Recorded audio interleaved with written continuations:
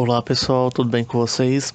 Aqui quem fala é o professor Rafael, professor de História.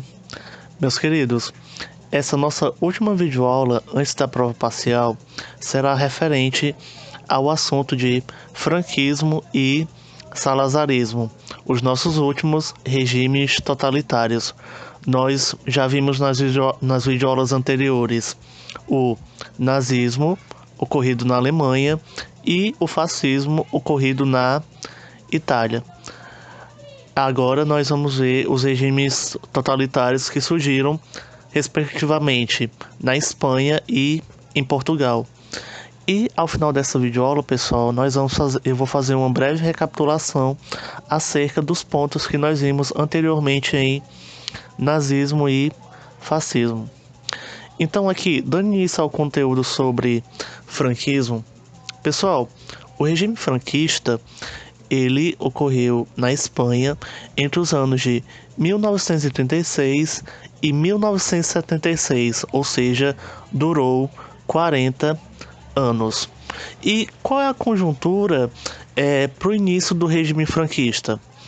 Pessoal, em 1936 houve uma eleição na Espanha que polarizou dois grupos distintos.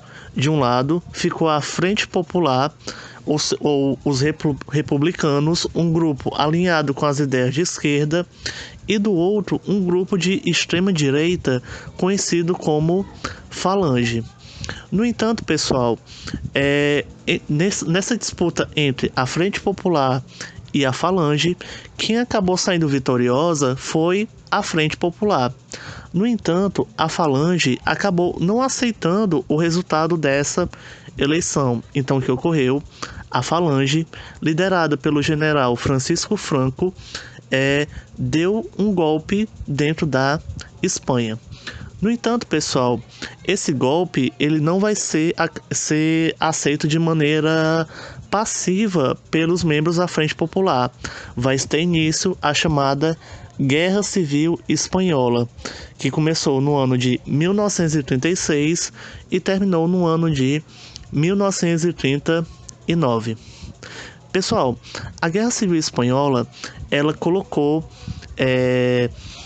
essa polarização entre os republicanos, a Frente Popular e a Falange, também cooptou forças internacionais distintas. Os republicanos receberam apoio da União Soviética. Já a Falange acabou recebendo o apoio do regime nazista, do regime fascista e da Igreja. Esse apoio massivo do nazismo e do fascismo foi crucial para a vitória da Falange dentro da Guerra Civil Espanhola, principalmente através das táticas de guerra usadas pelo exército alemão. Uma das principais marcas dessa força do exército alemão, a Luftwaffe, foi o ataque à cidade de Guernica. Esse atentado ficou imortalizado na obra do pintor espanhol Pablo Picasso.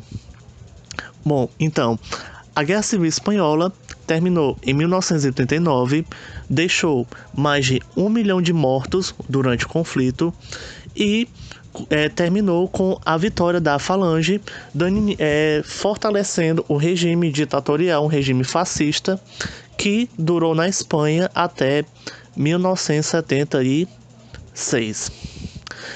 Já o nosso último regime totalitário, pessoal, o salazarismo, ele ocorreu em Portugal e ele durou entre os anos de 1933 e 1974. O salazarismo foi liderado pelo Antônio Salazar. Assim que o Antônio Salazar ele assume o poder, ele criou um regime forte, um regime concentrado que controlava a vida das pessoas, o chamado Estado Novo. Esse modelo aplicado pelo Antônio Salazar, ele também foi replicado aqui no Brasil através do Getúlio Vargas, que também criou o chamado Estado Novo. vai ser criada um grupo alinhado com as ideias do conservadorismo, a chamada Legião Portuguesa. Também foi criado o chamado PIDE, Política Internacional de Defesa do Estado, e também, para controlar a vida da população, foi criada a chamada Política do Livro Único. O que era essa Política do Livro Único? Era uma cartilha que continha uma série de proibições das coisas que o povo português não poderia realizar.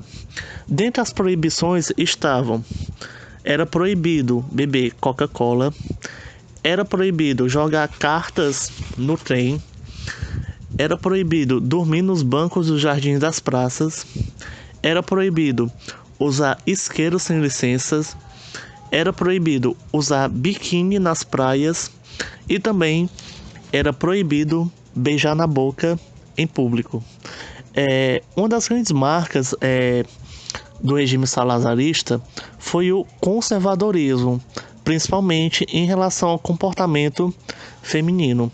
A mulher, ela era totalmente submissa ao poder do homem. Por exemplo, uma mulher, ela só poderia viajar caso recebesse autorização do marido ou de um indivíduo do sexo masculino que tivesse a sua tutela, que fosse responsável por ela.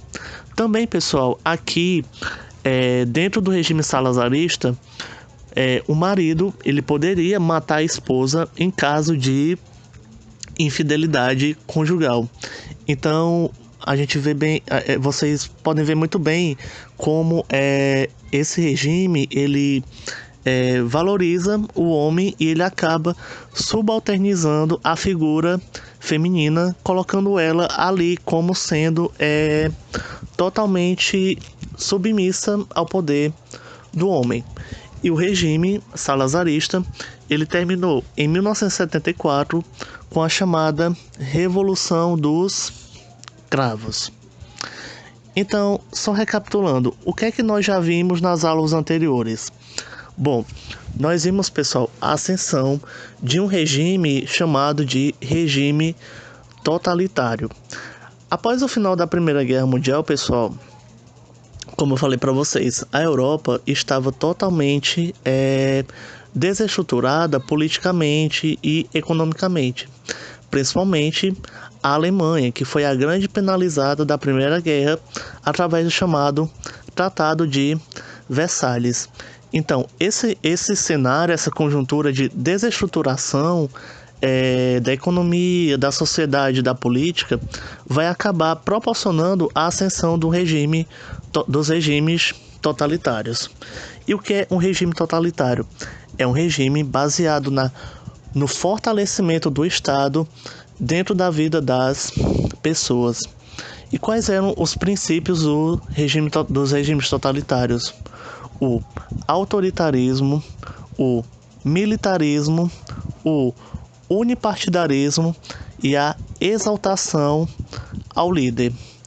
Dentro da Alemanha vai surgir o chamado regime nazista, comandado pelo Adolf Hitler. Um dos grandes pontos, pessoal, do regime nazista foi a questão da teoria da raça ariana, segundo a qual os alemães, eles supostamente pertenciam a uma raça superior, uma raça pura, e o regime nazista se empenhou em dizimar todos aqueles indivíduos que pudessem, entre aspas, corromper essa suposta raça ariana. E de onde surgiu essa teoria da raça ariana? Ela surgiu através de um livro escrito pelo Hitler enquanto ele estava na prisão, o chamado Mein Kampf, ou Minha Luta. Além dessa teoria da raça ariana, o nazismo, uma das grandes marcas dele será a perseguição às minorias que supostamente corrompem essa pureza racial da Alemanha. E qual vai ser o principal grupo? Qual foi o principal grupo perseguido pelo regime nazista? Os judeus. Então, essa perseguição aos judeus dentro do regime nazista foi o chamado antissemitismo. E qual foi a principal marca desse ódio do regime nazista em relação aos judeus? Foi a criação dos chamados campos de concentração, que eram lugares para onde os judeus eles eram enviados. Eles acabavam sendo utilizados em experimentos científicos e, ao final, esses judeus, muitos deles, acabaram sendo mortos nas chamadas câmaras de gás. Bom, o outro regime que nós vimos foi o que surgiu na Itália, liderado pelo Benito Mussolini, o chamado fascismo. A ascensão do Mussolini ao poder se deu em 1929 através da chamada Marcha sobre Roma, quando os membros do partido fascista fizeram uma movimentação para pressionar o rei Vítor Emanuel II a conceder mais espaço para o regime nazista, para o regime fascista, que era liderado pelo Mussolini, dentro do cenário político da Itália. E essa pressão dos fascistas acabou fazendo com que o Mussolini ele ascendesse ao poder. Bom, e quais são as principais marcas do regime fascista? Nós temos a atuação de milícias paramilitares que perseguiam os opositores do regime, os chamados camisas negras.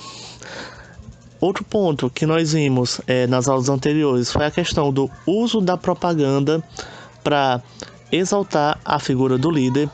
Então, vejam bem, tanto na Itália quanto na Alemanha, a propaganda ela foi utilizada de maneira massiva, de maneira intensa, inclusive com a criação de órgãos específicos para essa função, de modo com que essas propagandas elas provocassem uma assimilação do povo com o líder, uma aproximação, ou seja, uma exaltação à figura desses indivíduos como os grandes líderes,